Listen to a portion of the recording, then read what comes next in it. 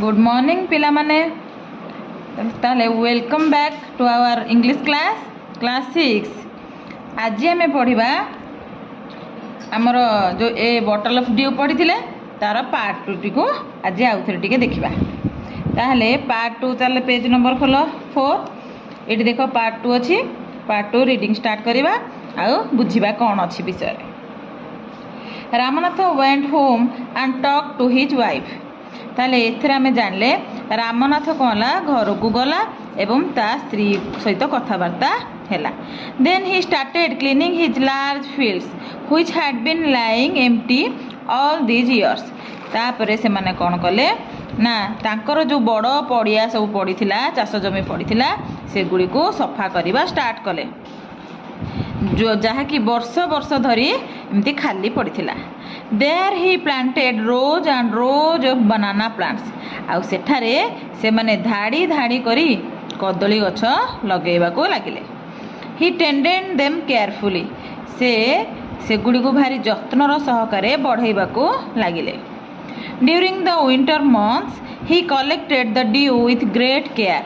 आउ जेतेबेले शीत ऋतु आसिला सेही शीत ऋतुरे से कौन कला रामनाथ बहुत जत्न सहकारे से सब काकर बिंदु गुड़ी को संचय करिला। His wife help him too. ता स्त्री मध्य ताको एई कार्य ताको सहाय्य कला। Madhumati gathered the banana crop took it to the market and got a good price for it. Madhumati कौन करे ना से तो रामनाथ कौन करे गछ गुड़िक कौन करे काकर बिंदु सब संग्रह करके बटल रखे। किंतु मधुमती कौन करे से कदली गछरे थिबा जो कदली गुड़ी को एकाठी करके मार्केट को नहीं जाए आ भल दाम रे बिक्री करे। Over the years Ramnath planted more and more plants. यही भली वर्ष को वर्ष रामनाथ बहुत अधिकारु अधिका गछ लगेला। And they had a huge banana plantation. यही भली भाव में तांकर गोटे बड़ धरणर कदली बगीचा कदली चाष हो गला। At the end of 6 years he finally had his 5 liters of due. यही भली भाव में 6 वर्ष शेष होला बेलू शेष पाखरे 5 लिटर हम काकर बिंदु संग्रह हो सारी थिला। केयरफुली पिले आस ए नेक्स्ट पेज को जीवा page number 5। Carefully he took the bottle to the sage. आउ सी कौन कला जिते काकर बिंदु गुड़ी 5 लिटर संग्रह हो गला से काकर बिंदुर थिबा बॉटल टी को साधु निकट को नेला। साधु किए थिले ना Mahipati. The sage smiled and muttered something over the water. आउ ताकू रामनाथ को देखिकी साधु कौन कले मुर्गी हसीदेले। आउ कौन कले से जल गुड़िक उपरे बा से बॉटल टी उपरे किछि मंत्र गुणु गुणु होइकी पाठ कले। Then he return the bottle and say try it out. तापर से कौन कला रामनाथ को से बॉटल टी को फेरे देला एवं कहिला एबे ताको परीक्षा करिबा पई। Ramnath sprinkled a few drops on a copper vessel and waited for it to turn into gold.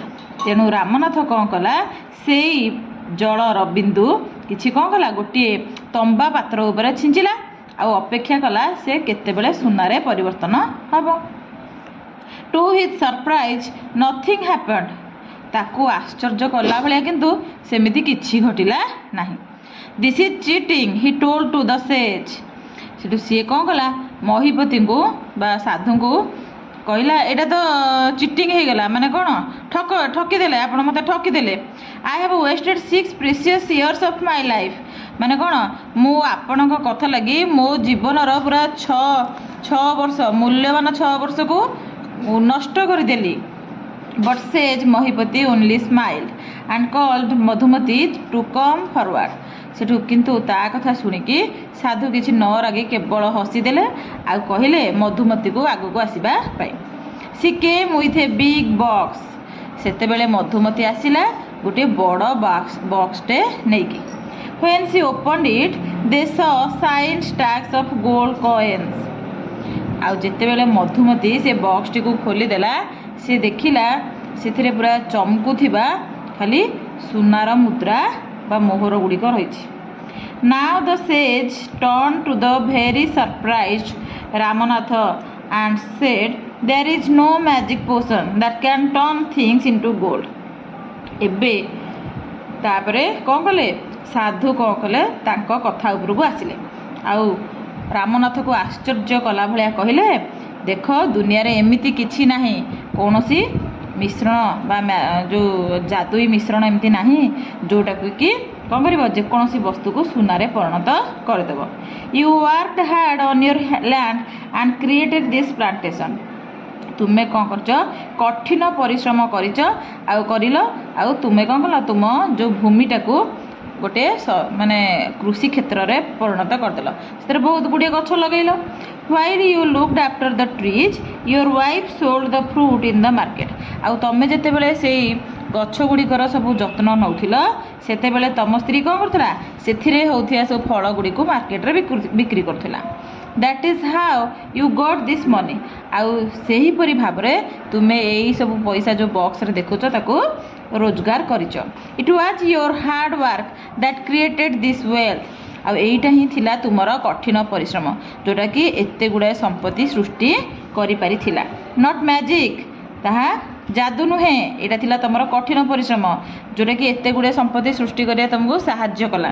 ସେଇଟା କୌଣସି ମ୍ୟାଜିକ୍ ବା ଯାଦୁ ନଥିଲା। If I had told you about this earlier you would have not listen to me. ଆଉ ଏଇଟା ଯଦି ମୁଁ ଏଇ କଥାଟା ଯଦି ତୁମକୁ ପୂର୍ବରୁ କହିଥାନ୍ତି ବା ଆଗରୁ କହିଥାନ୍ତି ତୁମେ ମୋ କଥା କଦାପି ଶୁଣି ନଥାନ୍ତ। So I have played a trick on you.